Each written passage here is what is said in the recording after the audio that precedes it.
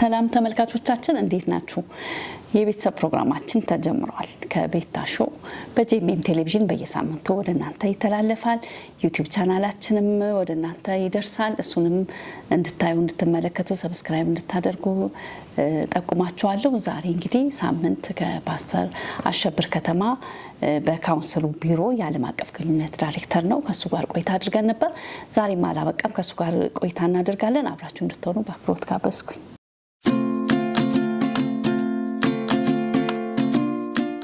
ፓስተር በድጋሚ በጣም አመሰግናለሁ።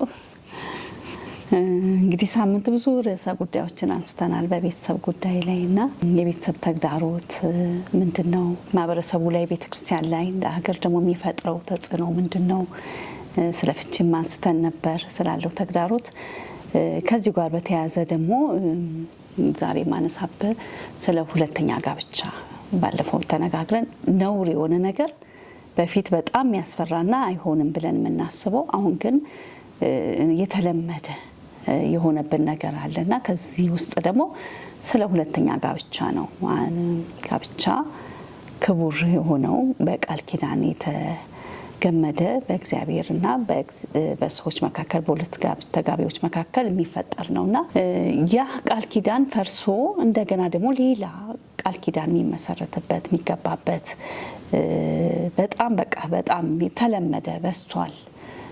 እንዲሁ በቃ አሁን ራሱ በፊት የሚያስደነግጠን ነገር አሁን በስቶ በቃ ኖርማል እየሆነብን ያለ ነገር ነውና ይህ ከመጽሐፍ ቅዱስ እይታ እንደገና ደግሞ ከስነ ምግባር አንጻር ለትውልድ ውስጥ የምናስተላልፈው ምንድነው? እየተማረ ያለው ትውልዱ እንዴት ነው ይሄ ነገር በማህበረሰቡ ዘንድ ያለውን የወንጌል አማኙን ስም በማይሆን ነገር እያስነሳ ያለ ጉዳይ ነው። ምክንያቱም በፊት ያልነበረ ነውር የሆነ ነገር አሁን ግን ተለምዶ እነሱ የሚባልበት መጠቆሚያ የሆነበት ነገር እኛ ጋር እየበረከተ ነውና እንደገናም ደግሞ ቤተክርስቲያንስ ምንድነው እዚህ ጋር ያላት እዚህ ጋር አንዱ ቤተክርስቲያን የተከለከለ ጋብቻ ድጋሚ ጋብቻ ሌላ ጋር ሄዶ ይፈቀዳል። መመሪያስ የሆነ ነገር ሊኖር አይገባም ብለህ ትላለህ። ውጭም እዚህ ትዳር እያለ የለኝም በሚል ወደ ውጭ የሚካሄድበት ሌላ ቃል ኪዳን ጋብቻ የሚፈጸምበት ሁኔታ ነው እየታየ ያለውና ከብዙ አንጻር ይሄንን ጠቅለል አድርገን እንድትነግረኝ እፈልጋለሁ ለተመልካቾችም። ምክንያቱም በጣም የብዙ ጥያቄ ይመስለኛል ለምንናገረው ለኛም ለሚያደምጠው ማህበረሰብ እንግዳ የሆነ ነገር አይደለም። በጣም ኮመን እየሆነ መጥቷል። እሱን ልናጸድቅ የምንችልበት ምንም አይነት ጀስቲፊኬሽን የለንም። ግን ምንድነው ምክንያቱ? ለቤተሰብ መፍረስ ምክንያቱ ምንድነው? ሁለተኛ ሚስት ለማግባት ከአንደበት ለማውጣት ራሱ ምን ያህል ከባድ እንደሆነ ማየት ይቻላል። ሁለተኛ ሚስት ያገባ ወደ ሶስተኛዋ ላለመሄድ ምን አይነት ኢንጀክሽን አለው? ምን አይነት ዋስትና? ምንም ዋስትና የለውም። ግን ሩት ኮዙ ምንድነው ከተባለ መቼም በወንጌል አማኙ ማህበረሰብ እንደገና በምንኖርበት ማህበረሰብ ታቡስ የሚባሉ አሉ። አይጠራም፣ አይነገርም፣ እንደዚህ ይባላል እንዴ የሚባሉ ነገሮች አሉ። ግን እኔ አንዳንዶቹን ከፈት አድርጎ ማንሳት በእነሱ ጉዳይ ላይ መነጋገር በጣም ተገቢ ነው። አንዱ የማይነገር ግን ሁልጊዜ ቴብሉን የምንዞርበት የግብረ ስጋ ግንኙነት ጉዳይ ነው። የግብረ ስጋ ግንኙነት አለመጣጣም ወንዱን ወይም ሴቲቱን ለፍች ያዘጋጃል ተብሎ ጀስቲፋይ ይደረጋል። ጀስቲፊኬሽኑ ትክክል ነው ብዬ ላጸድቀው አይደለም፣ ኔቨር ሊሆንም አይችልም። ግን በስነ ጾታ ላይ ትምህርት መማር ጥሩ ነው። በጣም በጣም በጣም ጥሩ ነው። ሴት ማን ናት? ወንድ ማን ነው? ምንም ክፋት የለውም። እግዚአብሔር ስለሰራው ማንነታችን እንደውም እኮ ሰው ተጠንቶ ያላበቃ ሳይንስ ነው ይባላል እኮ። እሱ የሰራው ግዙፍ ነገር ግን እሱ ራሱ ተጠንቶ አላበቃም። ስለዚህ ስለ ሰው ስሪት፣ ስለ ወንድ ስሪት፣ ስለ ሴት ስሪት በጋብቻ ውስጥ ስለ ግብረ ስጋ ግንኙነት ምንነት የአስተማሪ ያለ ተብሎ ይጮሃል። ማድመጥ ለሚችል ሰው ማለት ነው። የአስተማሪ ያለ ምክንያቱም ህብረተሰባችን ይሄ በኢየሱስ ስም በዚህ ጉዳይ እንደዚህ ይባላል የሚል ነው። ለዚህ ነው ታቡስ አይጣሪዎች አይደፈር የሚባሉት ነገሮች ደፍረን መነጋገር መቻል አለብን። እሱ ላይ በጣም አድርጎ መነጋገር ተገቢ ነው። ምክንያቱም ወንዱን ያዝ አድርገሽ ምንድነው ምክንያትህ ብለሽ ስትጠይቂው በጣም ምስጢረኛ ከሆንሽ ይነግርሻል። በቃ እኔ በግብረ ስጋ ግንኙነት ልታረካኝ አልቻለችም። ወይም ደግሞ እሷን ይዘሽ ምንድነው ምክንያትሽ? እኔ በግብረ ስጋ ግንኙነት በቃ የምትለው ነገር ይኖራታል። እና በዚህ ጉዳይ ክሊር የሆነ ንግግር አስፈላጊ ነው የሚሆነው አንዱ ምክንያት ስለሆነ። ሁለተኛው ገንዘብ ነው። ይሄ ጉዳይ እንደ ሲምፕል እንደሆነ አስባችሁ ከሆነ ለብዙ ቤቶች መፍረስ አንዱ ምክንያት ነው። በገንዘብ ጉዳይ ላይ ባልና ሚስቱ የሚደባበቁት ነገር ሊኖራቸው አይገባም። ማን ነው የሚያዘው? እኔ ሰርቼ አምጥቼ የሚለው ነገር ይኖራል። አባወራው አይ ማወራይቱም ደግሞ ሰራተኛ ከሆነች የደከምኩት እኮ እኔ ነኝ አይነት ነገር አይደለም። በዚህ ጉዳይ ላይ እኩል ኃላፊነት እንዴት ነው ሊኖረን የሚችለው? ማለት የቤት እመቤት ስለሆነች እሷ በየጊዜው ተመጥኖ የሚሰፈርላት እሷ አባወራ ስለሆነ የሚመዘርጥ አይነት ከሆነ በዚያ መካከል የሚፈጠር ትልቅ ችግር ይኖራል። ሌላኛው ሁሌም የሚነገረው የቤተሰብ ጣልቃ ገብነት ጉዳይ ነው። አንዳንድ ጊዜ እትብታችን አይቆረጥም። እትብቱ ያልተቆረጠ ባል ሁልጊዜ ወደ ቤት ነው የሚሮጠው፣ ወይ እትብቱ ያልተቆረጠች ሚስት ሁልጊዜ ወደ ቤተሰቧ ነው የምትሄደው። ትንሽም ነገር ንግግር ካለ ሮጦ የመሄድ ነገር አለ። ግን አይደለም፣ ይሄ ነገር በዚህ መልክ ሊቀጥል የሚችል ነገር አይደለም። የቤተሰብን ጣልቃ ገብነት የምንፈልግባቸው በጣም ውብ የሆኑ ነገሮች አሉ። ምክንያቱም እኛ የቤተሰብ አካል ስለሆን፣ እኔ ሳገባ ባለቤቴን ብቻ አይደለም ያገባሁት፣ ቤተሰቦቿን ጭምር ነው ያገባሁት። ባለቤቴ እኔን ስታገባ እኔን ብቻ አይደለም ያገባችው፣ እንዳለ እኔን ቤተሰብ ነው ያገባችው። ግን ቤተሰቤ ባለቤቴን እንዲያከብራት እኔ አክብሮቴን ባለቤቴ ስሰጥ ማየት መቻል ይኖርባቸዋል። ይሄ በጣም በጣም በጣም አስፈላጊ ነገር ነው። በጣም አስፈላጊ ነገር ነው። እነዚህ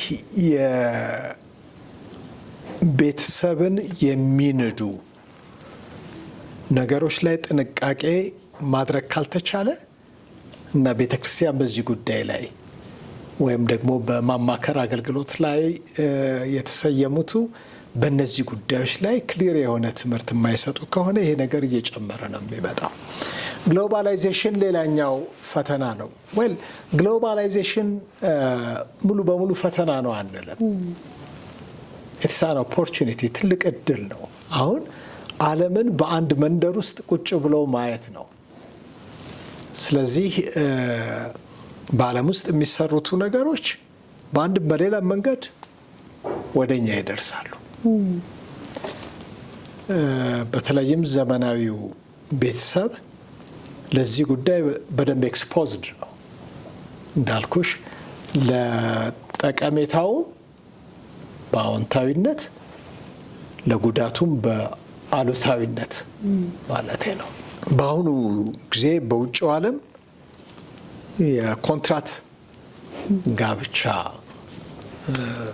በጣም የተዘወተረ ነው። ካልሆነም ደግሞ አብሮ መኖር በቃ ምንም ንክኪ አይኖርም። እሱ የእሱን ኑሮ ይኖራል፣ እሷ የእሷን ኑሮ ትኖራለች። ፊኒሽድ። እስከተወሰነ ጊዜ ድረስ አብረው ይኖራሉ። ከዛ በኋላ ይለያያሉ። የሰለጠነውን ዓለም ስልጣኔውን ብናከብርለትም ሁልጊዜ መመዘኛችን ሊሆን የሚገባው የእግዚአብሔር ቃል ነው። እሱ ስታንዳርድ ነው። የሁሉ ነገር መመዘኛ ነው። የሁሉ ነገር በሰለጠነው ዓለም መጽሐፍ ቅዱስ እንዳልሰለጠነ ተብሎ የሚወሰድ ከሆነ ትልቅ ውድቀት ነው። ስለዚህ እኔ ፊልተር የምናደርግበት የምንሰማውን፣ የምናየውን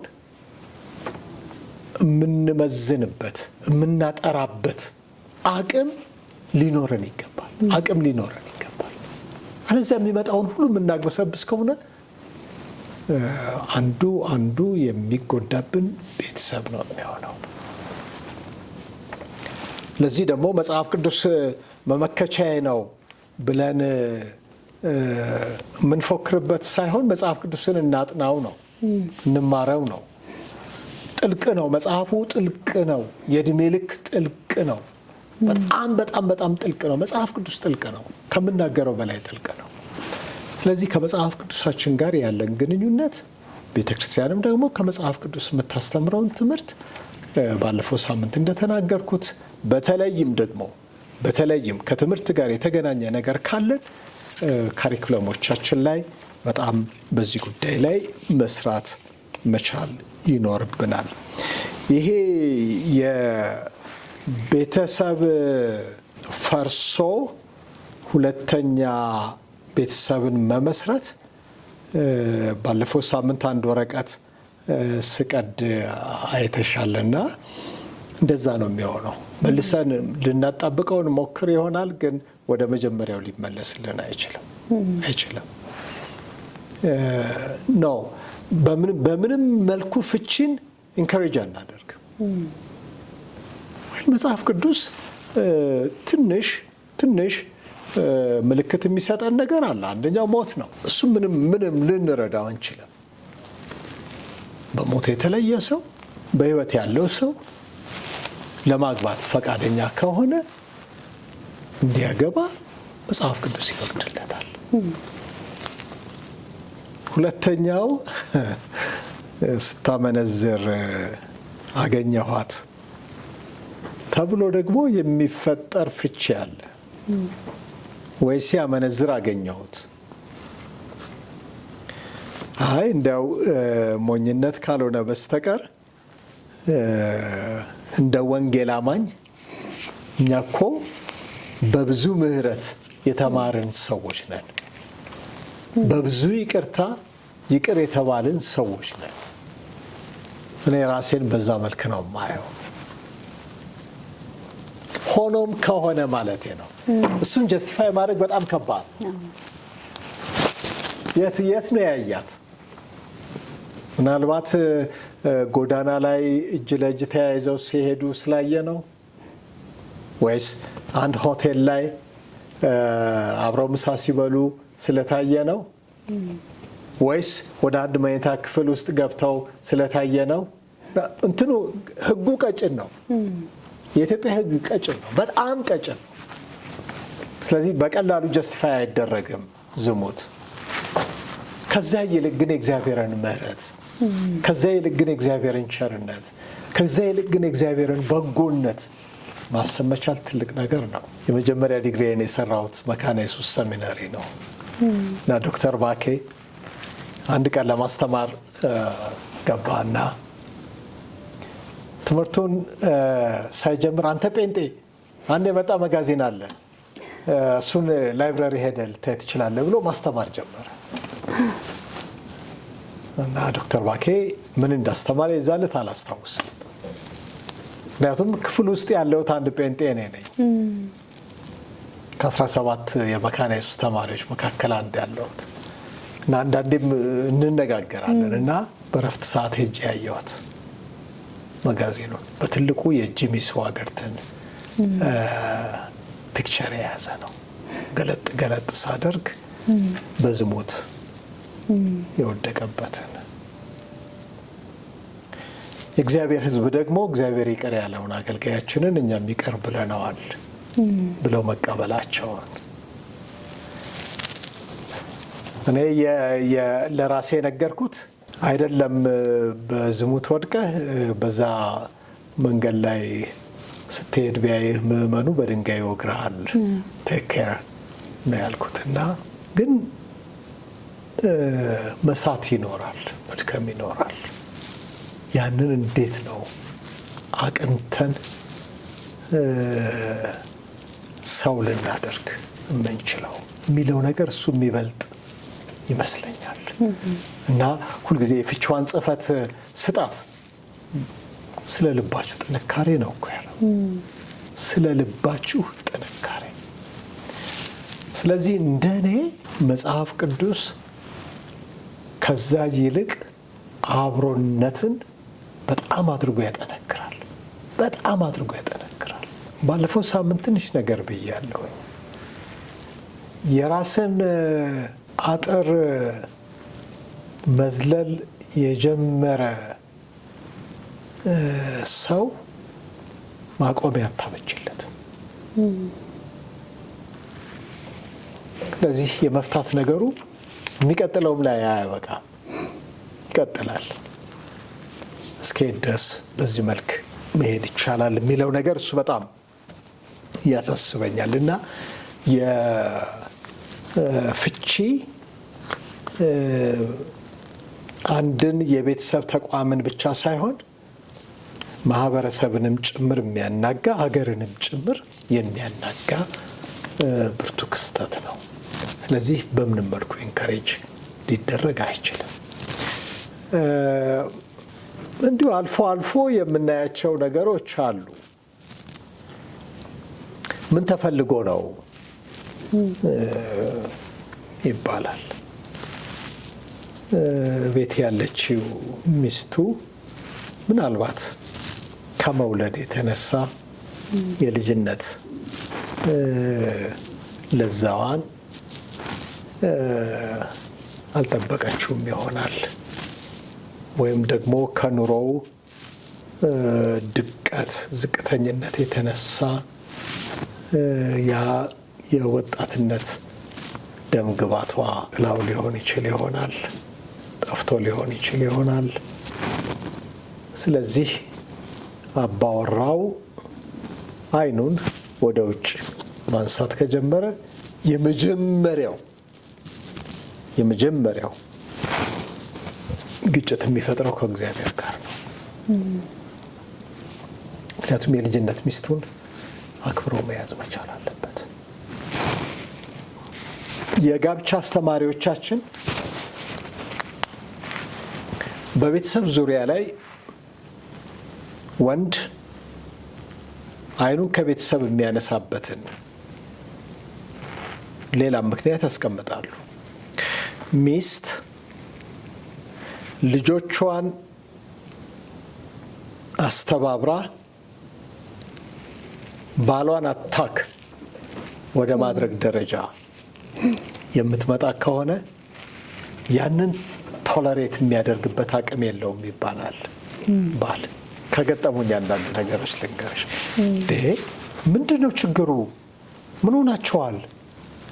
ወደ ፍቺ የሚያመጣችሁ ነገር ምንድን ነው ብዬ ለጠየቅኳቸው ልጆች ወልዳ አሳድጋ ድራ ያለ ውዴታዬ ነው እኮ ያገባኝ። ጋብቻን እንደ መኪና የኋላ ማርሽ ወደ ኋላ አድርጎ መመለስ ይቻል ይሆን? ያለ ውዴታዬ ነው ያገባኝ። ሲያገባኝ የሚያስፈልገውን ነገር አላሟላልኝም። ይህን ደግሞ ለልጆቼ በሙሉ ነግሬያቸዋለሁ። እና እሱ የሰራኝን ነገር አይነት ነገር በተለይ የወንዶች ዕድሜ 45 እና ከዛ በላይ በሚሆንበት ጊዜ ልቡን በቤተሰቡ ላይ አድርጎ እንዳይሄድ እንደ አንድ ምክንያት ይሄ ጉዳይ ይነሳል ይባላል። እና ቁርሾን ይዞ ትዳርን ቢውልድ አፕ ማድረግ ከባድ ነገር ነው። ያሉ ነገሮች መውጣት ካለባቸው በቃ በየጊዜው ነው መውጣት መቻል ያለበት፣ በየጊዜው ነው እንጂ የበደል ድርቆሽ ኋላ ኋላ ትዳርን ክራክ እንዲያደርግ መፍቀድ መቻል ያለብን አይመስለኝም። ከዚሁ ጋር ባነሳሽው ጥያቄ ላይ ሰውየው አገልጋይ ነው። አንቱ የተባለ አገልጋይ ነው። አንቱ የተባለው አገልጋይ ሚስቱ ልጅ ወለደች። ኢትስ ኮመን። ምን ችግር አለው? እሱ የሚያርፍበት ጊዜ የለውም። አንዱን አገልግሎት አገልግሎ ከዛ ወደሚቀጥለው ነው የሚሄደው፣ ከዛ ወደሚቀጥለው ነው የሚሄደው፣ ከዛ ወደሚቀጥለው ነው የሚሄደው። አንዳንዴም ክፍለ ሀገር ነው፣ አንዳንዴም ከሀገር ይወጣል። ጊዜ የለውም። ግን የወለደችው ልጅ ትክ ብለው ሲመለከቱት ዘበኛቸውን ይመስላል። ይሄ ጉምጉምታ የት ይደርሳል? ወደ ቤተ ክርስቲያን ይደርሳል፣ ወደ መሪዎች ይደርሳል። አንዳንዶቹ ድሮም ቢሆን የሴት ክርስቲያን የለውም፣ እሱ እንደዚህ እያገለገለ እንዴት እንደዚህ ታረጋለች? እንዴት እንደዚህ ታረጋለች? አንዳንዱም ጌታ የገስጸው ሰይጣን ነው እንደዚህ አሳሳታቸው እሱ አሉና ገሰጹት። እውነቱ ሲጣራ ሴትየዋ ከዘበኛቸው ነው የወለደችው። በኢየሱስ ነው አይደል የሚባለው? ግን ለምንድን ነው በኢየሱስ ስም የሚባለው? አንደኛ ሰው መሆኗን መገንዘብ መቻል አለብን። ባሏ ጊዜ ሊሰጣት የማይችል ኦኬ፣ እና እሷ ወደቀች። መውደቋን እሰየው ትክክል ነው ማለታችን አይደለም። ግን ለመውደቋ ምክንያቱ ሰይጣንም አልነበረ። ዋናው ሩት ኮዙ ሰውየው አገልግሎቱን ባላንስ ማድረግ አልቻለም ነበር። ለሚስቱ ጊዜ መስጠት አልቻለም ነበር። የቤተ ክርስቲያን መሪዎች በዚህ ጉዳይ ላይ ተጠያቂዎች አይሆኑም ወይ? ለምን ደሞ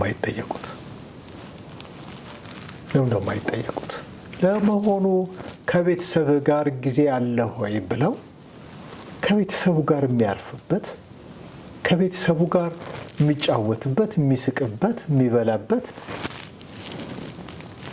ጊዜ ያመቻቹለታል ወይ? አገልግል። በሌላ መልኩ ይህንን ቴሌቪዥን ፕሮግራም የምትከታተሉ አንዳንዶቻችሁ በንግዱ ዓለም ያላችሁ ሰዎች ልትሆኑ ትችላላችሁ። ቤተሰብና ንግድ እንዴት ሚዛናዊ በሆነ መልኩ መሄድ ይችል ይሆን?